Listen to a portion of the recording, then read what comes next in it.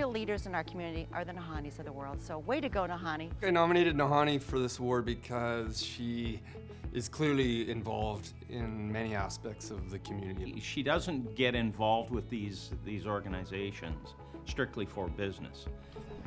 She does it because she cares about people. We talk about going deep in the community, and we draw it out, and not every single person can do that. In fact, she is our best example.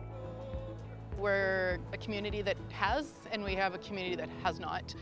So we have people with government jobs, we have the university, we have great paying jobs, we have great housing, those kind of things. And then on the other side, we do have a housing crisis, and we do have one of the highest child poverty rates.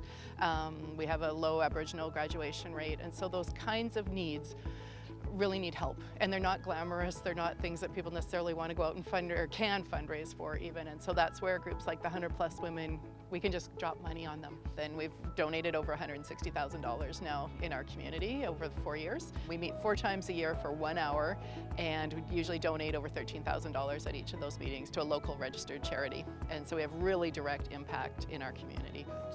Lots of options. She was always talking about her boys. I mean, her family is her life.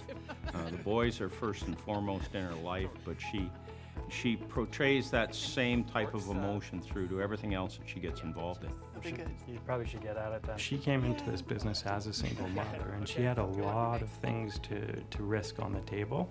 It's not the same as every single other person that came in. So from that perspective, for me, I have a different spot in my heart for somebody like Nahanni.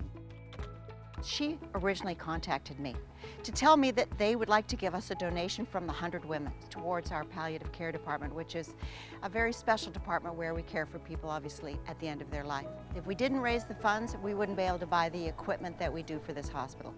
I love the feeling when I get to call a charity the day after one of our meetings, or even that night if I know them, and I say, hey, guess what happened last night? Those of you who are here to learn how to retire, This award just makes it feel like I'm in absolutely the right place doing the right thing, and being acknowledged for it. You know, it's not work that you do to get acknowledged, but it sure feels nice to have that. What's going to happen?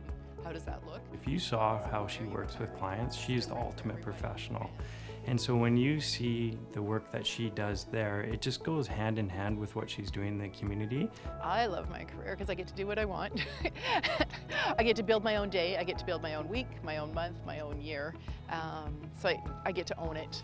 Yeah. And I have my networking group, so I'll Which be is out gonna for be something tonight amazing. too. Yeah, she's a very charitable person in the community. She does a whole bunch of groups, like the 100 Women Who Care, who's now 130 women.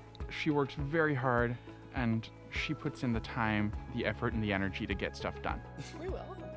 I am going to keep doing what I'm doing. I love it. I get to have lots of impact personally, professionally. I get to meet lots of people, which is never a bad thing in our career path. And yeah, that impact that you can have with people is just amazing. Congratulations, Mom. You deserve this.